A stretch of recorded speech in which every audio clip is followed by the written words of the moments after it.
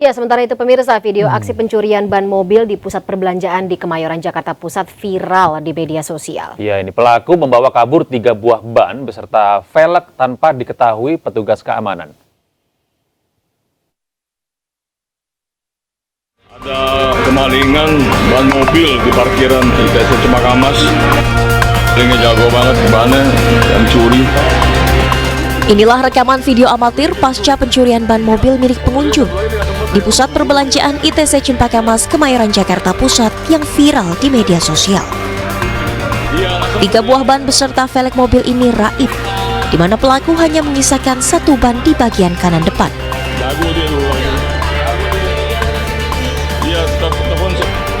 Pelaku nekat beraksi di siang hari saat kondisi ramai pengunjung tanpa diketahui oleh satupun petugas keamanan yang berjaga. Berbekal video viral tersebut, polisi telah mendatangi lokasi kejadian dan meminta keterangan dari sejumlah saksi. Sayangnya kamera pengawas CCTV yang terpasang tak mampu menjangkau mobil korban, sehingga pelaku belum bisa teridentifikasi.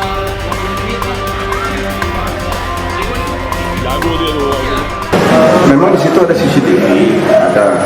Cuman CCTV itu hanya mengarah ke arah plat nomor, namun untuk sampai saat ini dari pihak kami, pihak kepolisian masih tetap lidik. Nanti ketika ada perkembangan akan kita lakukan. Polisi hingga kini masih terus melakukan penyelidikan lebih lanjut guna mengungkap pelaku pencurian ban mobil ini. Kita ke informasi lainnya pemirsa, Gunung Api Ibu di Halmahera Barat, Maluku Utara kembali erupsi. Letusan abu vulkanik ini mencapai 1.200 meter dan kini berstatus siaga 3.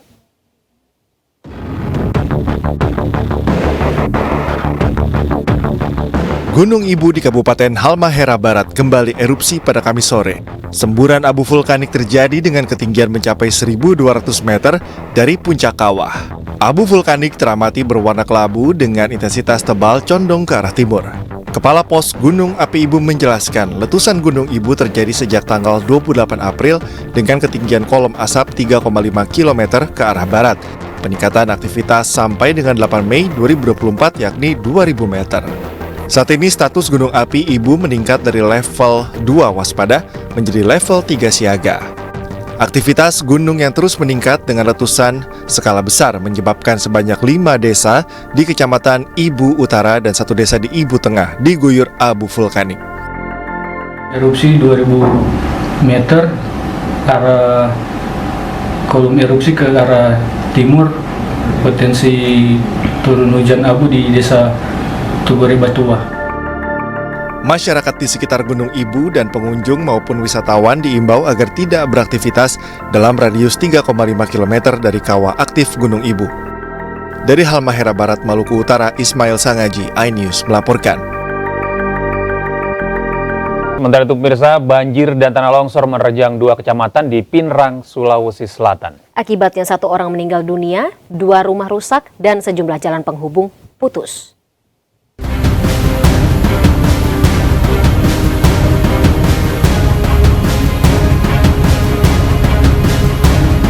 Banjir dan tanah longsor melanda 2 kecamatan di Kabupaten Pinrang, Sulawesi Selatan, yakni Kecamatan Lembang dan Kecamatan Batu Lapa. Sejumlah alat berat dikerahkan untuk membersihkan material longsor di beberapa titik.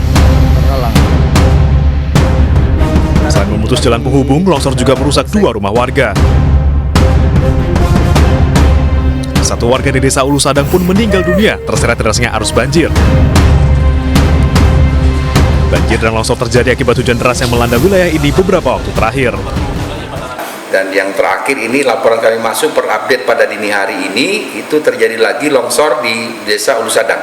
Jadi pada umumnya 2 kecamatan yang menjadi atensi kami, yaitu yang pertama adalah Kecamatan Lembang dan Kecamatan Batu Lapa yang saat ini terjadi longsor, bencana longsor, dan kemudian tanah longsor dan banjir luapan air sungai yang akhirnya pada saat ini sesuai dengan update laporan masuk itu sudah mulai berangsur surut.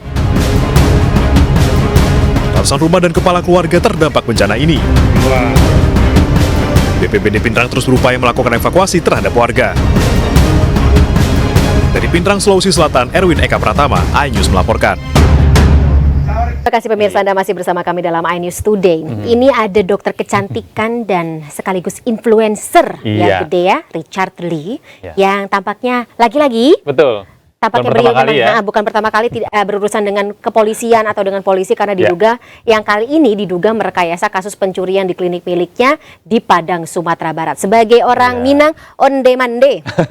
Ya, ini dugaan rekayasa ini pemirsa muncul setelah terduga pelaku mengakui disuruh oleh dokter yang bekerja di klinik untuk melakukan aksi pencurian.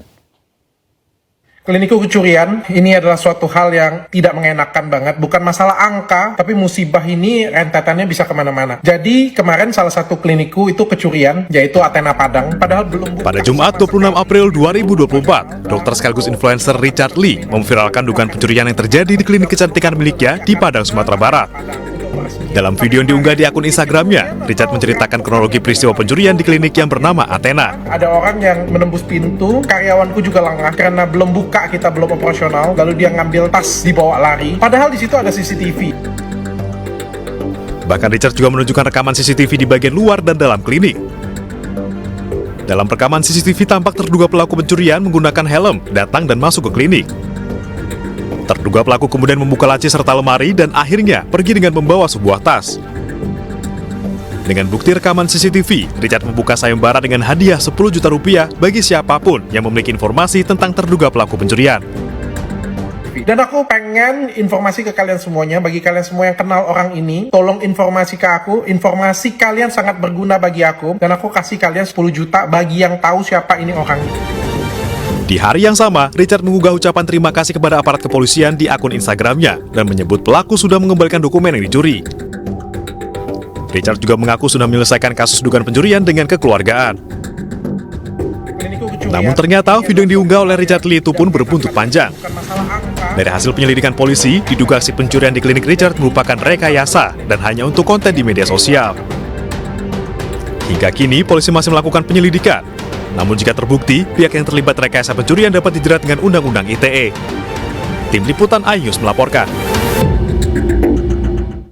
Nah kan, ini dugaan rekayasa pencurian ini akhirnya viral dan disikapi oleh banyak pihak, termasuk mahasiswa. Nah, ini puluhan mahasiswa yang mengatasnamakan diri sebagai Aliansi Pemuda Peduli Sumatera Barat melakukan unjuk rasa di klinik kecantikan milik Dr. Richard Lee. Aksi tersebut merupakan respon dari hebohnya kasus pencurian di klinik kecantikan milik Dr. Richard Lee yang diduga direkayasa.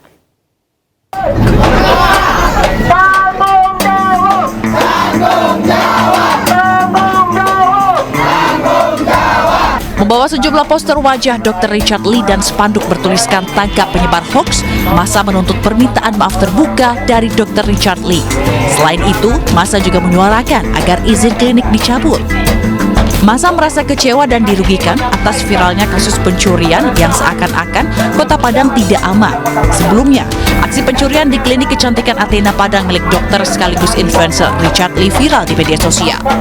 Namun dari hasil penelusuran polisi, ternyata kasus pencurian tersebut hanya settingan yang dilakukan karyawannya. Hal ini terungkap berdasarkan keterangan dari terduga pelaku yang juga karyawan klinik. Ini merupakan bentuk respon masyarakat Sumatera Barat, khususnya Kota Padang, terhadap kontroversi yang telah disampaikan oleh Dr. Richard Lee melalui akun media sosialnya. Tentu kami sebagai pemuda Sumatera Barat, khususnya mahasiswa, merasa ini merupakan sebuah hal yang sangat problematik.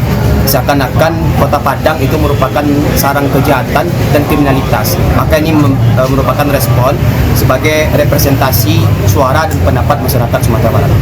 Tuntutannya apa?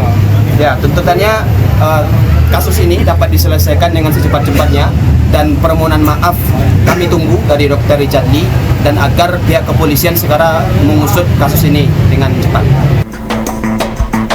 Sementara itu, Kasat Reskrim Polresta Padang, Kompol Dedi Ardian Syahputra menyatakan bahwa pihaknya akan segera memanggil pihak manajemen klinik milik Richard Lee untuk dimintai keterangan. Dan hingga saat ini, pihak kepolisian sudah menerima laporan dari satu orang warga Kota Padang yang melaporkan Richard Lee terkait berita hoax dan pencemaran nama baik yang saat ini masih dalam tahap proses pemeriksaan dan pengumpulan alat bukti.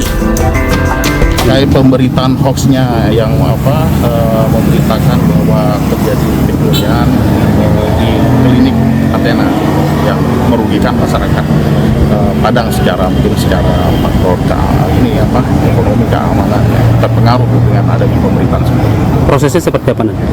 Prosesnya itu tadi sudah berjalan, sementara kita sudah melakukan penyelidikan, akan bertahap nanti kalau memang para alat bukti sudah terkumpul mungkin bisa kita naikkan levelnya.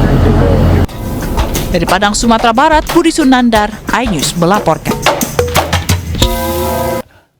Dan pemirsa, untuk membahas lebih jauh terkait dugaan kasus berita hoax yang dilakukan oleh konten kreator Dr. Richard Lee ini di wilayah Kota Padang, Sumatera Barat, kami sudah bergabung dengan Kasihumas Polresta Padang, Ibda Yanti Delvina, dan nanti juga akan terhubung dengan kriminolog Ibu Hanifah Hasna. Kita sapa terlebih dahulu. Selamat pagi, Assalamualaikum Ibu Yanti dan Ibu Iva. Selamat pagi. Oke, kita ke Ibu Yanti terlebih dahulu kalau begitu ya Gede ya. Mungkin Bu Yanti bisa digambarkan kronologi penangkapan terduga pelaku pencurian sebelumnya. Kalau nggak salah namanya K, terus kemudian saat ini pemeriksaan sudah sampai mana? Terima kasih Mas Gede dan Mbak Fani. Dapat kami jelaskan bahwa kasus yang awalnya viral, kemudian dengan gerak cepat, tim Kewang dari Reskrim Polresta Padang mendatangi klinik tersebut, tetapi tidak ada orang. Kemudian menghubungi salah satu nomor yang ada di terpampang di situ. Kemudian dijawab oleh manajer dan mengatakan bahwa kasus ini telah diselesaikan secara kekeluargaan. Mendapati kejanggalan tersebut, tim Kelewang kita melakukan penyelidikan dan alhamdulillah malamnya kita tangkap atau kita amankan salah satu pelaku tersebut dengan inisial K, dan pelaku tersebut menyatakan bahwa mengakui bahwa dia disuruh. Disuruhnya berarti sama siapa? Iya, Bu. Ibda menurut pengakuan K, dia disuruh oleh pihak manajemen. Nah, ini yang sudah dipanggil hingga saat ini siapa, Bu? Dari pihak manajemen ada yang sudah dipanggil, ada yang datang, atau saya dengar juga sudah dilakukan pemanggilan tapi tidak datang, Bu? Ya, benar. Kita sudah melakukan pemanggilan 2 hari yang lalu, tapi tidak datang, dan kita akan jadwalkan pemanggilannya. Baik, nah ini kita bahas juga bersama Ibu Iva. Bu Iva, kalau Anda melihat kasus yang terjadi pada Dr. Richard ini yang diduga merekayasa pencurian demi konten, di mana ini nanti di Padang akan dibuka juga kliniknya di sana. Nah, ini tanggapan Anda seperti apa ini, Bu?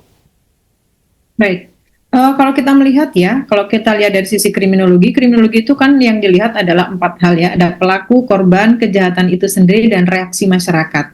Nah, ternyata dalam hal ini itu yang bereaksi adalah masyarakat terkait dengan yang sudah dilakukan oleh Dr. Richard Lee beserta teman-temannya itu. Ini membuat kegaduhan. Nah, kegaduhan ini sesuai undang-undang adalah kegaduhan yang dilakukan di ruang fisik, bukan di ruang cyber gitu ya. Terbukti dengan beberapa adanya laporan dan ada demo yang mengarah kepada Dr. Richard Lee itu sendiri. Dan ini sebetulnya motifnya itu bisa kita pastikan bahwa ini adalah motif instrumental, karena kita ketahui ada motif emosional dan motif instrumental. Instrumental itu terkait dengan kepemilikan, dengan popularitas, dan bahkan untuk menutup kasus-kasus yang lain. Ini sepertinya sudah sangat-sangat jelas bahwa ini adalah untuk popularitas, untuk menekan klinik itu sendiri. Iya, klinik baru ya. Tapi praktik seperti ini atau tindakan seperti ini sebenarnya cukup common nggak sih, Bu Eva, di kalangan pelaku-pelaku?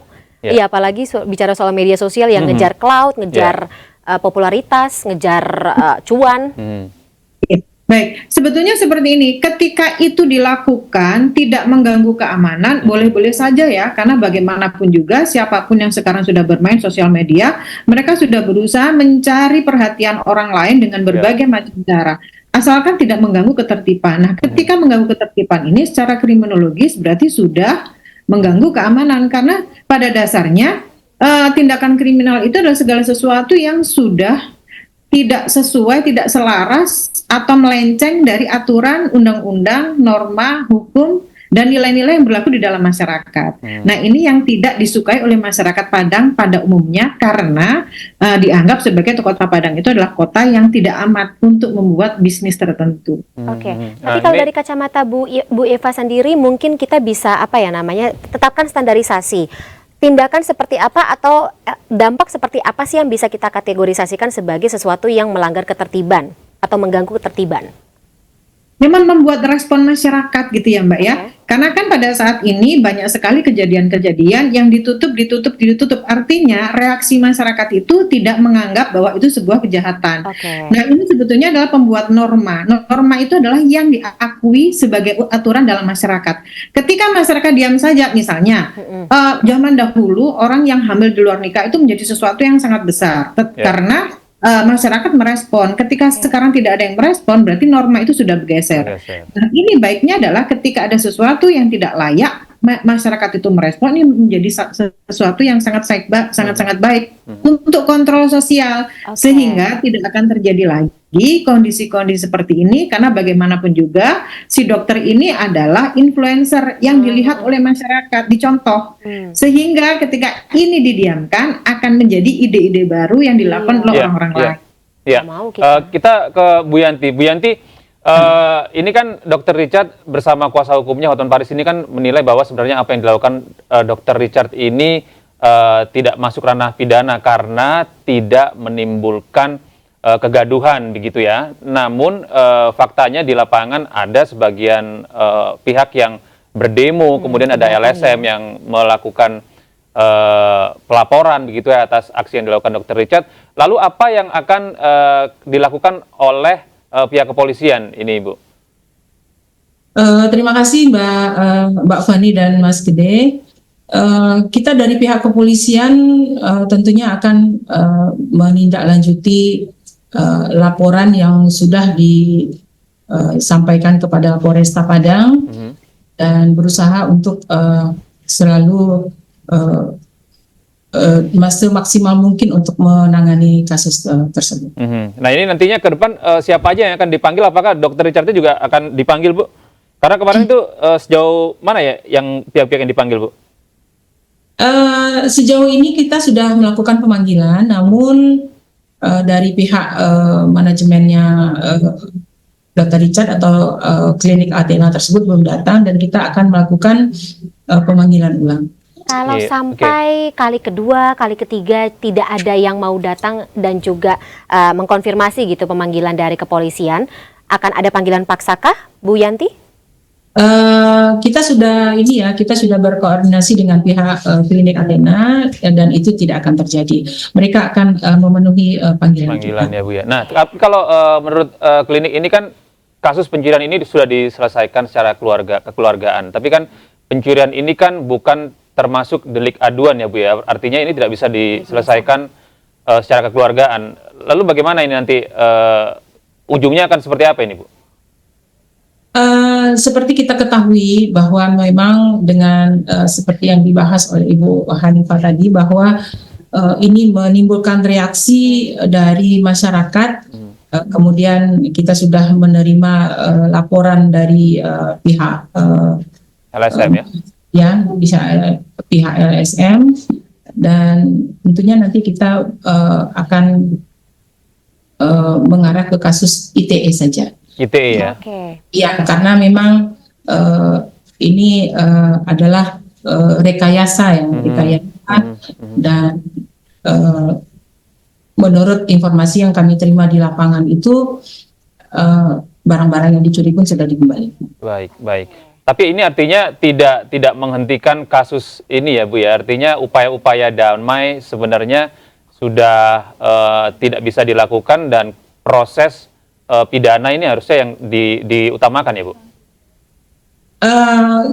Kita tidak Mas Gede, kita tidak bisa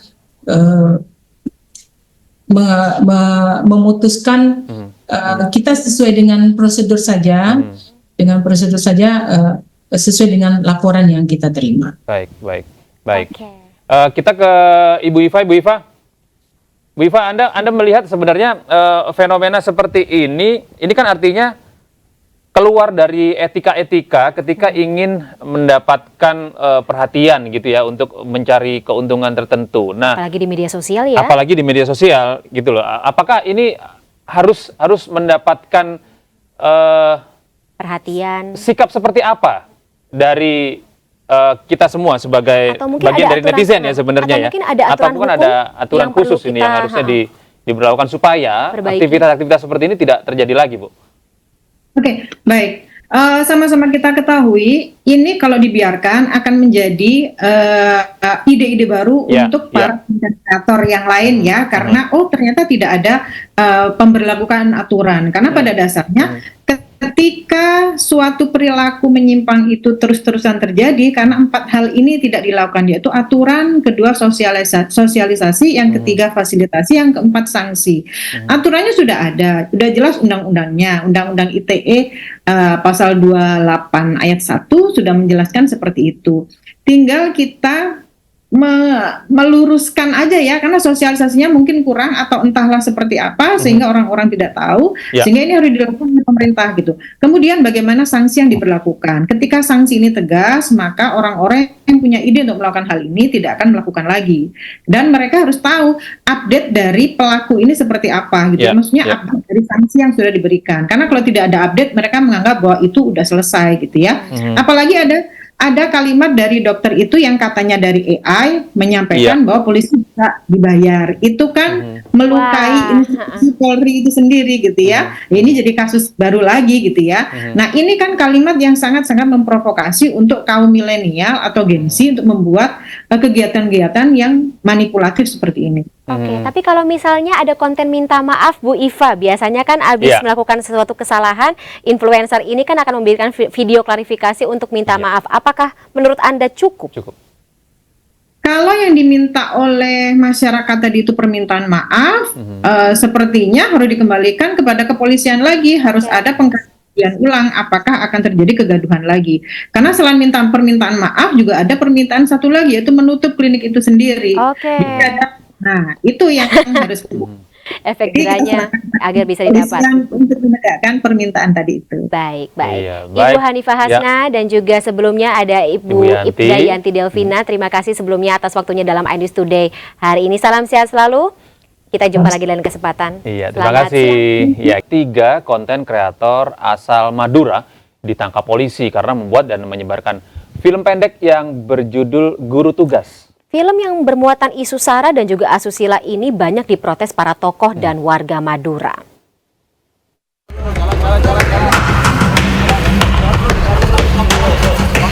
Subdit 5 Cyber Ditreskrimsus Polda Jatim menangkap 3 orang konten kreator yang membuat dan menyebarkan film pendek yang dinilai mengandung isu SARA dan pornografi.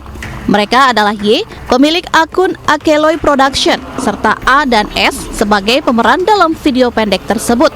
Ketiganya ditangkap setelah konten yang berisikan penistaan agama dan asusila tersebut mendapat kecaman dari para tokoh agama dan warga Madura.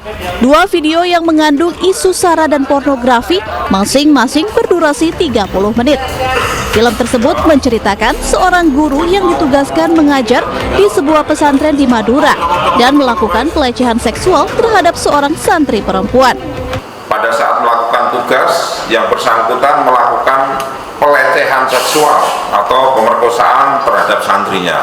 Ini adegan yang ada di dalam video Guru Tugas 1 dan Guru Tugas 2. Kini, ketiga konten kreator masih menjalani pemeriksaan secara intensif oleh tim Subdit 5 Cyber Ditreskrimsus Polda Jatim. Dari Surabaya, Jawa Timur, Rahmat Ilyasan, iNews melaporkan.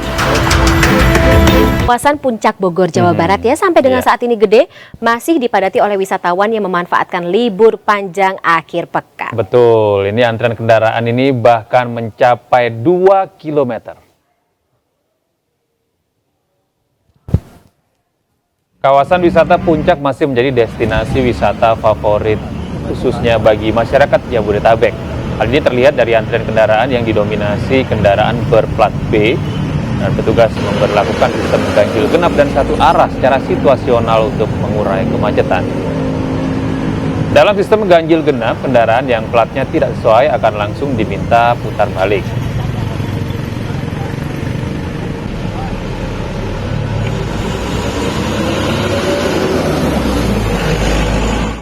Ya, lalu bagaimana situasi di Puncak? Dan untuk mengetahui informasinya kita akan terhubung dengan jurnalis kami yang ada di sana, ada Salam Rahmat dari Puncak Bogor, Jawa Barat. Assalamualaikum, selamat pagi, Salam. Ya, Salam. Bagaimana situasi arus lalu lintas di Puncak, Salam?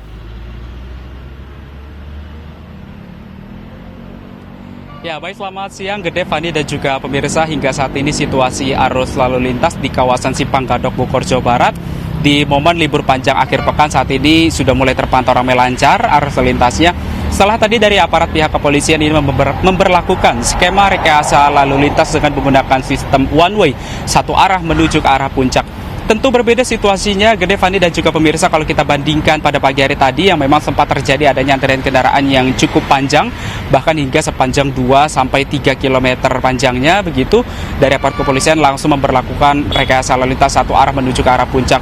Dan tadi sebelumnya juga sempat diberlakukan juga rekayasa lalu lintas lainnya dengan menggunakan ganjil genap, yang tadi total kalau kami hitung ini ada ratusan kendaraan yang berhasil diputar balikan akibat kendaraannya ini tidak, plat nomor kendaraannya tidak sesuai dengan tanggal ganjil atau juga tanggal genap yang memang tertera pada hari ini.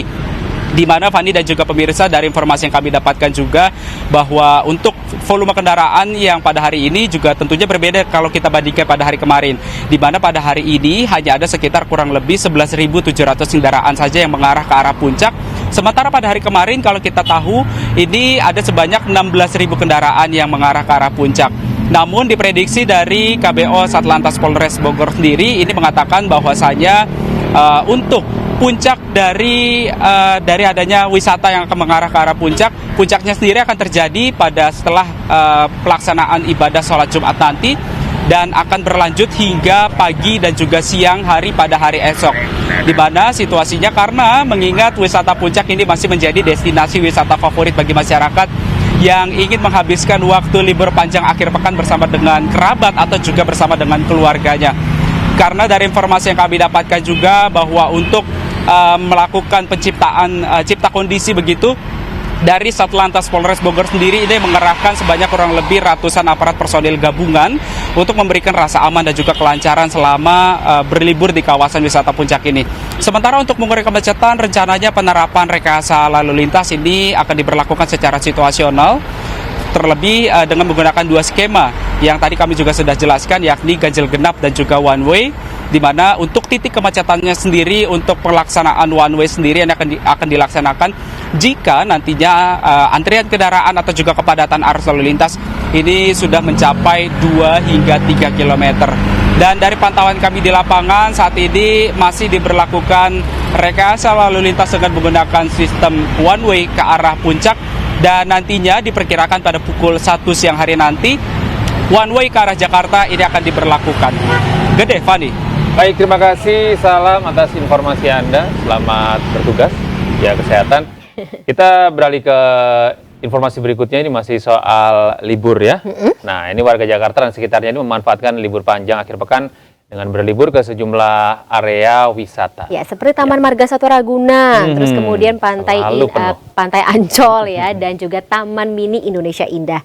Dikunjungi oleh ribuan warga yang menikmati waktu libur kenaikan Isa Al-Masih serta cuti bersama.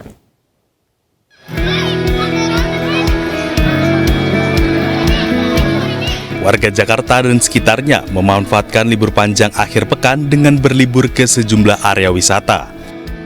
Salah satunya ke Taman Marga Satwa Ragunan.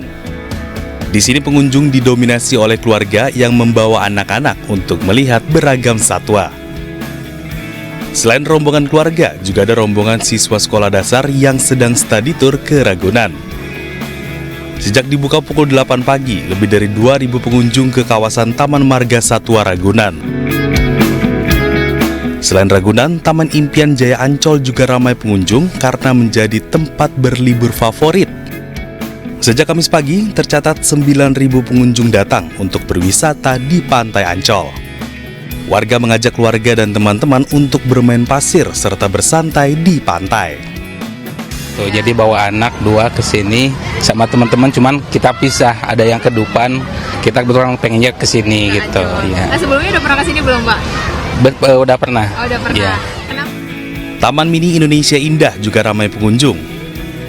Warga yang tengah berlibur antusias menaiki bis wisata yang melewati sejumlah anjungan. Pengunjung juga memanfaatkan sejumlah wahana seperti gondola dan kereta gantung. Ada pula hiburan kesenian serta wisata edukasi tentunya yang legend yaitu Teater Keongmas dan Taman Burung. Dari Jakarta, Tim Liputan iNews melaporkan. Dan sekarang kita akan mengetahui bagaimana situasi terkini di Kebun Binatang Ragunan, Jakarta. Kami sudah terhubung dengan rekan jurnalis Nisa Sahib. Selamat pagi Nisa, kalau tadi di Puncak ramai, kalau di Ragunan lebih tepatnya pagi hari ini bagaimana?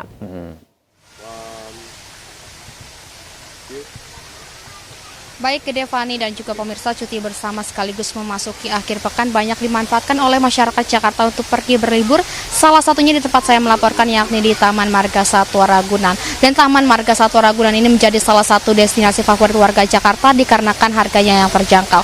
Masyarakat hanya cukup merogoh kocek Rp4.000 untuk orang dewasa dan juga Rp3.000 untuk anak-anak. Masyarakat sudah bisa bebas mengelilingi kebun binatang yang berluaskan 147 hektar ini. Dan adapun pengunjung Ragunan ini didominasi oleh keluarga yang membawa anak-anak dan juga rombongan anak-anak kecil yang memang sedang study tour dari sekolah mereka masing-masing.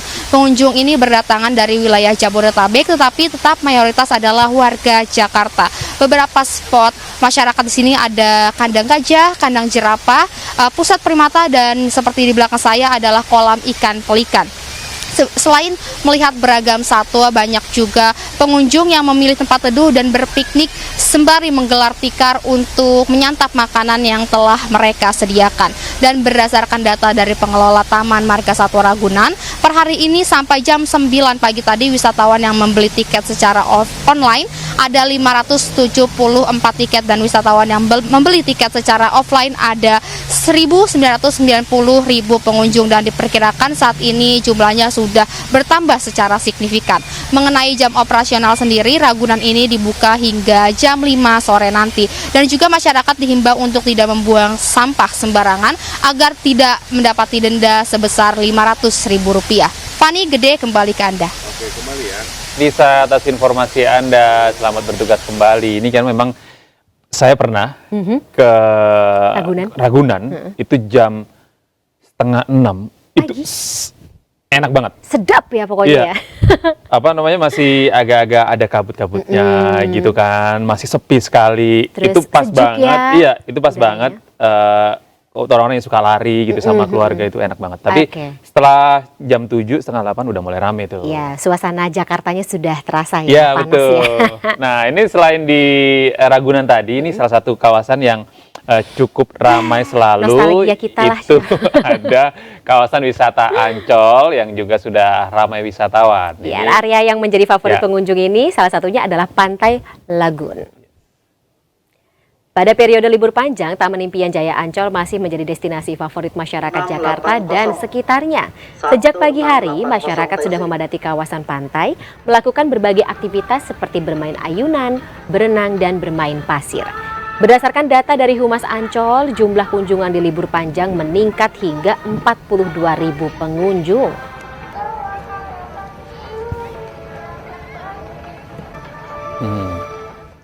Dan pemirsa, untuk mengetahui informasi terkini di kawasan wisata Ancol, kami terhubung dengan rekan kami di Lami Aulia dan juga ada rekan kami di Taman Mini Indonesia Indah, ada Amrina Rida. Selamat pagi kawan-kawan.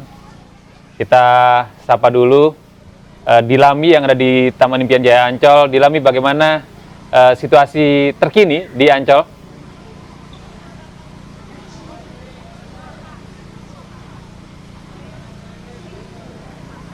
Ini untuk suasana Silakan Dilami. Pantai Lagun ini sangatlah seru. Kalau memantau tadi pagi, ini banyak sekali masyarakat yang menghabiskan waktu liburannya untuk berenang di pantai, ataupun untuk anak-anak ini banyak bermain pasir dan juga membentuk boneka dan istana-istana dari pasir. Sementara ini kalau misalnya dipantau siang hari, ini lebih banyak yang memutuskan untuk menggelar tikar dan juga memakan perbekalan mereka di bawah pohon rindang yang ada di Pantai Lagun ini. Selain itu, Gede dan juga Fani, kalau misalnya Anda bosan untuk bermain air, Anda juga bisa mengeksplor dengan naik kapal wisata, begitu mengelilingi sekitaran Pantai Lagun yang sangatlah biru dan juga indah. Kalaupun Anda ingin berolahraga, tadi juga banyak sekali tadi pagi yang sudah jogging dan juga melakukan senam, karena di sini banyak sekali aktivitas-aktivitas yang bisa dilakukan. Selain itu Fani, kalau kita berkaca dari jumlah data kemarin, pengunjung ada 42.000 pengunjung yang datang ke Taman Impian Jaya Ancol, dan dari pihak Humas Ancol juga memperkirakan bahwa hari ini akan dibanjiri para pengunjung kembali karena ini adalah long weekend begitu ya. Dan banyak sekali pengunjung tidak hanya dari kota Jakarta, tadi juga ada dari Bandung, kemudian juga ada dari Bogor yang memang sengaja untuk menghabiskan waktu mereka di Taman Impian Jaya Ancol. Selain itu, Fani, kalau untuk ketersediaan kantong parkir terutama roda 4 ini kami memantau sudah mulai penuh begitu ya. Jadi dihimbau memang untuk masyarakat lebih baik menggunakan transportasi publik begitu ya, karena ini Pantai Impian Jaya Ancol ini terintegrasi dengan berbagai transportasi publik. Selain itu juga Fani, kalau misalnya Anda liburan ke sini, jangan lupa untuk selalu membawa barang berharga Anda dan menjaganya begitu ya, agar tidak sampai kehilangan. Gede, Fani. Iya, Dilami, terima kasih atas informasi Anda. Ini pagi menjelang siang, saya lihat cuaca sudah cukup panas ya. Panas sekali. Kami mengingatkan, itu jangan lupa juga 2 jam sekali untuk membawa sunscreen gitu ya. Dari Dilami kita beralih ya Gede kalau begitu ke Amrina Rida yang saat ini berada di Taman Mini Indonesia Indah. Iya, ini agak dingin nih karena di sana banyak pohon. Ya, Amrina, selamat pagi. Amrina, bagaimana situasi terkini di Taman Mini? Halo, selamat siang Gede dan Fani. Ini masih dalam momen libur panjang di minggu ini begitu ya, dan memang dimanfaatkan oleh masyarakat untuk menghabiskan waktu dengan keluarganya. Salah satunya adalah dengan mengunjungi tempat wisata. Kalau di Jakarta, salah satu tempat wisata favorit ini adalah Taman Mini Indonesia Indah atau tempat kami melaporkan saat ini. Dan kalau memang suasana terkini, kami memantau di Taman Mini Indonesia Indah ini sudah mulai nampak datang begitu para pengunjung yang datang ke sini untuk menghabiskan waktu dengan keluarga ataupun juga dengan rekan-rekan mereka. Dan memang kalangan yang datang ke sini ini dari berbagai macam. Tadi kami melihat ada anak-anak sekolah, lalu juga anak-anak muda, meskipun memang didominasi oleh keluarga begitu, karena banyak orang tua yang memilih anak-anaknya untuk mengajak anak-anaknya untuk berlibur ke Taman Mini Indonesia Indah, karena selain tiketnya ini terjangkau hanya Rp25.000 saja, lalu juga tempatnya asri dan juga luas. Di sini juga ada banyak hal yang bisa dilakukan. Ini ada anjungan daerah, di mana di anjungan daerah ini para orang tua bisa mengajak anak-anak mereka atau keluarga mereka untuk melihat-lihat apa saja sih rumah adat yang ada di Indonesia. Ini sekaligus menjadi salah satu cara untuk mengenalkan keberagaman budaya yang ada di Indonesia. Selain itu juga ada berbagai macam museum-museum yang ada di sini, misalnya Museum Satwa, lalu juga ada Taman Burung, lalu juga ada museum-museum lain yang tentunya ini bisa dikunjungi juga oleh para orang tua untuk mengenalkan kepada keluarga mereka, anak-anaknya terkait dengan apa saja sih hewan-hewan yang ada di Indonesia. Tentunya ini menjadi salah satu hal yang menarik begitu ya di Taman Mini Indonesia Indah. Kalau kita lihat sekarang juga di belakang saya ini sudah ada antrian yang cukup mengular begitu dibandingkan dengan tadi pagi, artinya memang sudah banyak para pengunjung yang datang ke sini, karena untuk di area Taman Mini Indonesia Indah ini sekarang setelah revitalisasi sudah menerapkan sistem zero emission, artinya kendaraan bermotor beremisi ini sudah tidak dapat masuk lagi, dan lebih leluasa, tentunya ini lebih nyaman dan juga lebih aman bagi para pengunjung untuk berjalan kaki berkeliling menikmati area TMII. Sementara itu juga untuk mobilitas, meskipun tidak bisa kendaraan ini masuk juga cukup mudah, karena di sini disediakan adanya shuttle yang memang setiap beberapa menit sekali ini selalu ada, yang satu shuttle ini dengan siap siaga akan mengantarkan para pengunjung untuk bisa berkeliling ke semua spot yang ada di TMII. Tentunya untuk shuttle ini gratis tanpa dipungut biaya apapun. Jadi gimana nanti ini bisa menjadi salah satu tempat yang bisa dikunjungi Gede dan juga Fani setelah siaran nanti. Kembali ke Anda Gede dan Fani. Baik, terima kasih Amrina atas informasinya, atas idenya yang luar biasa untuk kita jalan-jalan ke taman ini, karena rekan saya ini rupanya sudah Kapan terakhir kali ke Taman Mini? Aduh, sudah sekian juta purnama. Sampai lupa Taman Mini sekarang seperti apa. Ya ampun. Sekarang keren banget ya. Bisa tuh jadi salah satu tempat liburan sama keluarga. Terima kasih teman-teman Dilami dan Amrina. Selamat bertugas kembali. Jaga kesehatan kawan-kawan. Dan kita beralih ke informasi berikutnya pemirsa. Madinah bersiap menyambut jamaah haji Indonesia. Menteri Agama Yakut Khalil Qaumas mengecek atau memeriksa kesiapan layanan hotel dan dapur catering di Madinah, Arab Saudi. Nah, seperti apa fasilitasnya? Berikut informasinya kami hadirkan untuk Anda.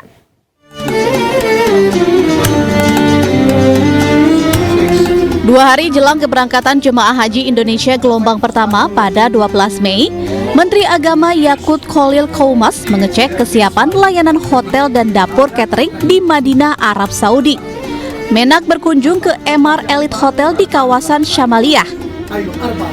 Di Emaar Elite yang berjarak hanya sekitar 50 meter sebelah utara Masjid Nabawi ini nantinya akan ditempati 1.400 jemaah.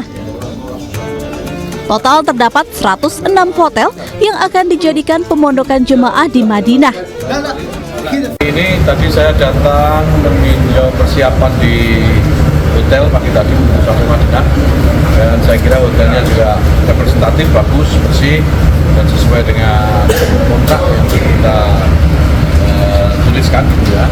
Sementara itu, dalam kunjungan ke dapur catering Miss Mary, Menak juga memastikan terpenuhinya menu khusus lansia serta ketersediaan stok bahan baku dan bumbu khas Nusantara. Setelah itu saya kesini ke salah satu dapur yang memberikan layanan makan kepada jamaah di Miss Mary ya. Miss Mary.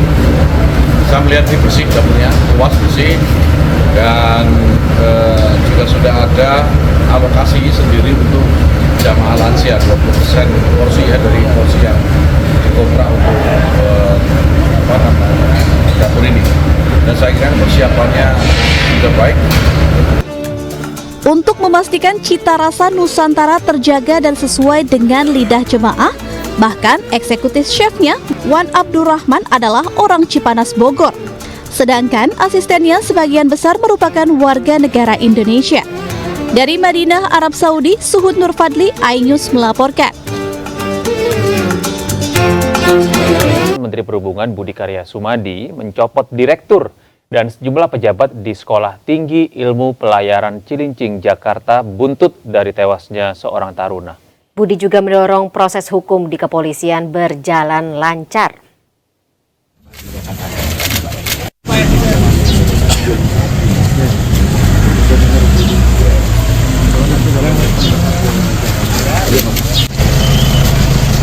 Hal tersebut disampaikan Menteri Perhubungan Budi Karya Sumadi saat mendatangi rumah duka Putu Satria di Klungkung, Bali. Menurut Menhub, tindakan ini merupakan bentuk tanggung jawab dirinya kepada keluarga usai taruna Putu meninggal dianiaya seniornya di STIP.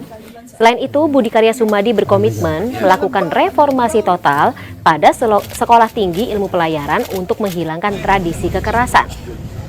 Bahkan Menhub juga melakukan atau akan melakukan moratorium, tidak membuka penerimaan calon taruna untuk 1 tahun atau 1 angkatan.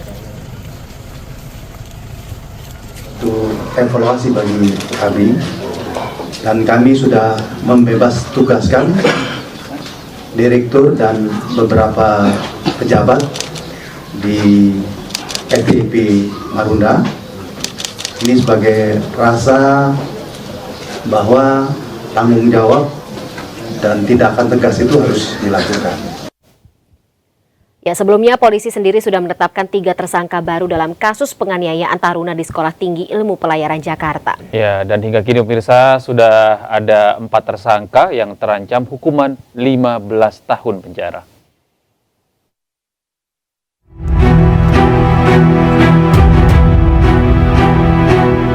Kasus tewasnya Putu Satria Ananta Rustika, taruna tingkat 1 di Sekolah Tinggi Ilmu Pelayaran atau STIP Jakarta, yang dianiaya seniornya kini memasuki babak baru. Usai gelar perkara kedua pasca prarekonstruksi, penyidik Reserse Kriminal Polrestro Jakarta Utara menetapkan 3 tersangka baru. Mereka adalah senior korban taruna tingkat 2 di sekolah calon pelaut tersebut, yakni AKA alias K, WJT alias W, dan FA alias A.